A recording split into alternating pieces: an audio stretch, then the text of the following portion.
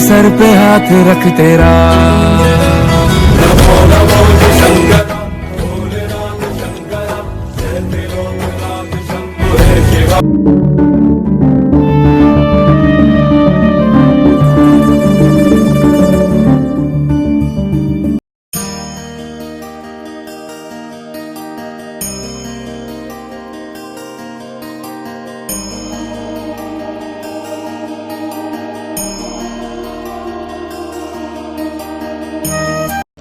मन पावन हो गंगा में डूबे नहाए, मन रावण जो लहरों में तूने बहाए।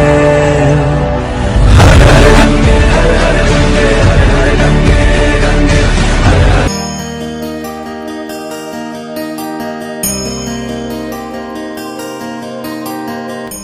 Hello guys, welcome back to my YouTube channel. दोस्तों, आज हम आपको लेके चल रहे हैं देवप्रयाग। ऋषिकेश से देवप्रयाग जाने का सबसे उत्तम मार्ग कौन सा है और रास्ते में क्या क्या दिक्कत परेशानियां आती है वो मैं आपको बताता हूँ।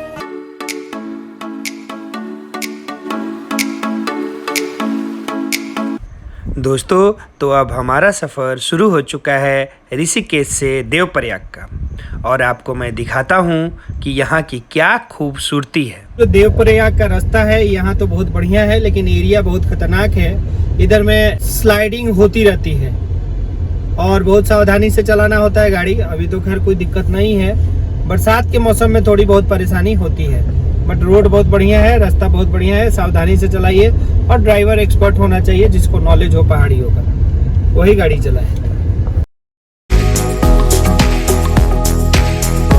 हम लोग शिवपुरी पहुंच चुके हैं और शिवपुरी से आगे बढ़ रहे हैं तपोवन की ओर, और हम लोग को 55 किलोमीटर लगभग जाना है। ये जो पुल देख रहे हैं आप, हमारी गवर्नमेंट ने ये इतना कठिन पुल था बनाना, फिर भी हमारी गवर्नमेंट ने बस 2 साल में बना के कंप्लीट किया इसको। इसे मानना पड़ेगा आपको, नितिन गडकरी जी को। दोस्तों, यहाँ पे चेक इन लगी हुई है, देखते हैं किस चीज़ की चेक इन है। हमें रोक दिया गया है और अब बताते हैं आपको आगे। यहाँ पे दोस्तों देखिए, सारी गाड़ियों को रोका जा रहा है। रोक के यहाँ पे एंट्री कराई जाती है। यहाँ एंट्री करने के बाद फिर आगे बढ़ा जाता है, जिसको जहाँ जाना है वहाँ जाएगा।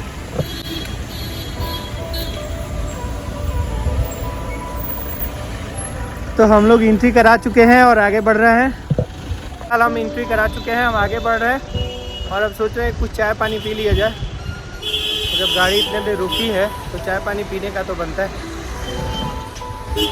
चाय पीने का मन था, मना कर दिया। बोल रहे अच्छा सीनरी दिखा के चाय पिलाऊंगा। वाह, खूबसूरत पहाड़ों की वादियों में जो आनंद मिलता है घूमने में मित्रों, उसका मैं क्या वर्णन करूं।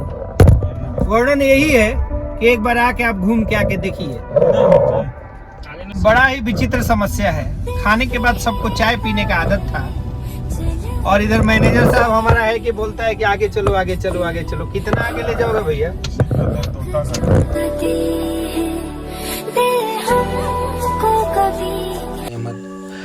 दोस्तों, अब हम प्रवेश कर रहे हैं तोता घाटी में, और आप जानना चाहेंगे कि इसका नाम तोता घाटी क्यों पड़ा।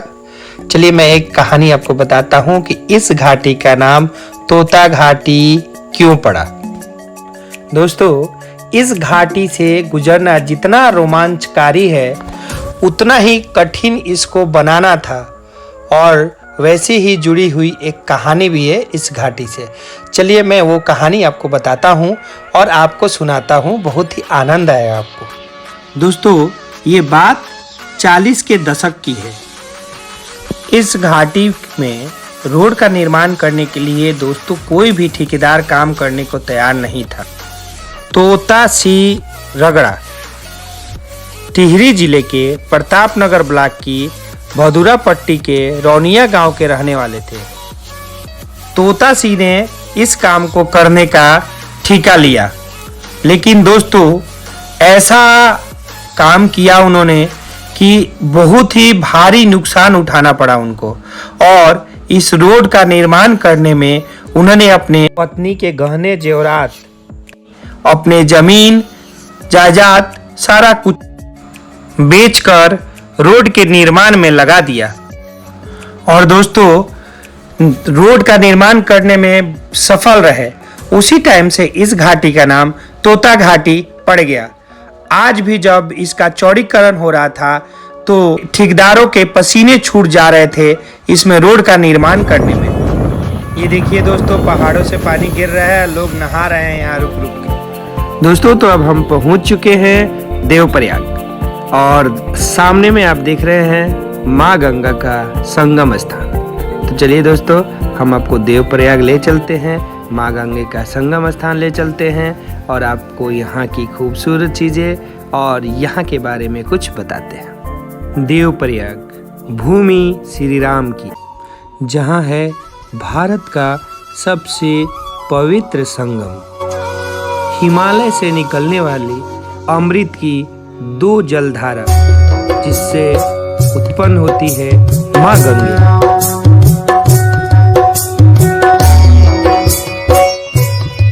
दोस्तों, आज सुबह में माँ गंगे में हमने हरिद्वार में स्नान किया था। वहाँ से स्नान ध्यान करने के बाद हम पहुँच चुके हैं प्रयागराज और यहाँ माँ गंगे के संगम स्थान पे हम लोग स्नान करेंगे और माँ गंगे का आशीर्वाद लेंगे। चलिए नीचे चलते हैं। गया बिहार। अच्छा, क्या नाम हुआ आपका? शशिकांत सिंह। अच्छा, शशिकांत सिंह, आप भी प्रयागराज घूमने आए? 4 धाम यात्रा करके आ रहे हैं। अरे वाह वाह वाह, बहुत खुशी हुआ मिलके आपसे। बहुत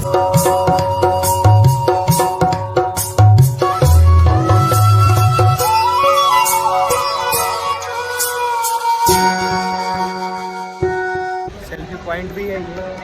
आप देख सकते हैं कितने लोग यहाँ पे गाड़ियाँ रुकवा के सब लोग सेल्फी ले रहे हैं, क्योंकि यहाँ से स्पष्ट रूप से दोनों नदियों का संगम दिखता है और माँ गंगे का यहाँ से उद्गम स्थान दिखता है। तो इसलिए सभी लोग आते हैं यहाँ पे, सेल्फी लेते हैं और यहाँ से जाते हैं। तो अब हम संगम में जा रहे हैं। नीचे बहुत देख सकते हैं, बहुत नीचे जाना है, 50 मीटर करीब नीचे हम लोग को जाना है और सीढ़ियों के माध्यम से जाना है। दोस्तों, अभी हम लोग भागीरथी नदी के किनारे किनारे जा रहे हैं। इस नदी को किरात नदी के नाम से भी जाना जाता है। यह देवप्रयाग में अलकनंदा से मिलकर माँ गंगा का निर्माण करती है। भागीरथी का उद्गम स्थल उत्तर काशी जिले में गौमुख गंगोत्री गैलेक्सियर है। भागीरथी नदी जो है यहाँ से 25 किलोमीटर लंबे गंगोत्री हिमनद से निकलती है। बंधुओं, 205 किलोमीटर बहने के बाद भागीरथी व अलकनंदा का यही देवप्रयाग में ही संगम होता है। इसके पश्चात वह गंगा माँ के रूप में पहचानी जाती है।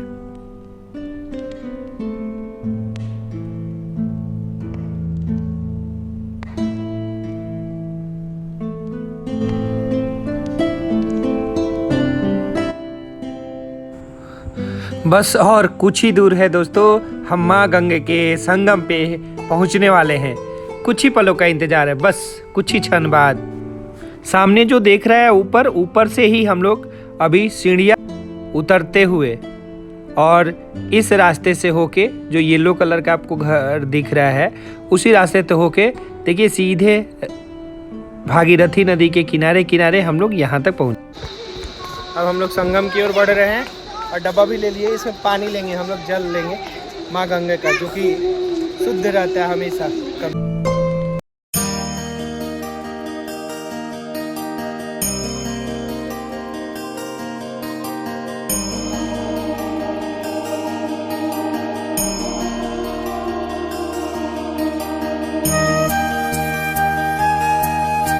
दोस्तों, हम लोग संगम पे पहुंच चुके हैं।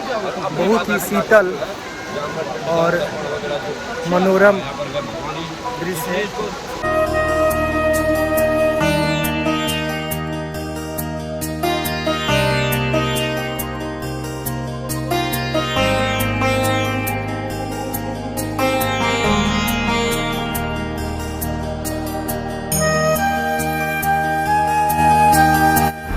दोस्तों, माँ गंगे में स्नान कर लिया।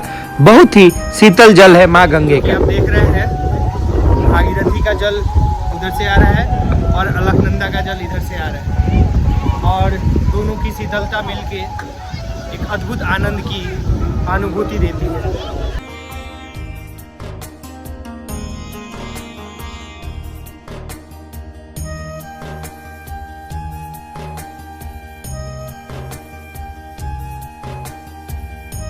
एक बार बोलिए माँ गंगे की।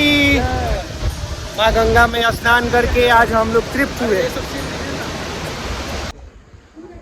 दोस्तों शाम हो गई है, अब अंधेरा बिल्कुल अभी हुआ नहीं है, थोड़ी थोड़ी रोशनी है।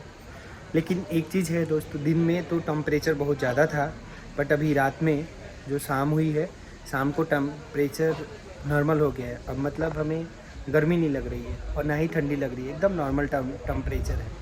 तो आप अभी भी घूमने आ सकते हैं, बहुत ही अच्छा और मज़ा आएगा।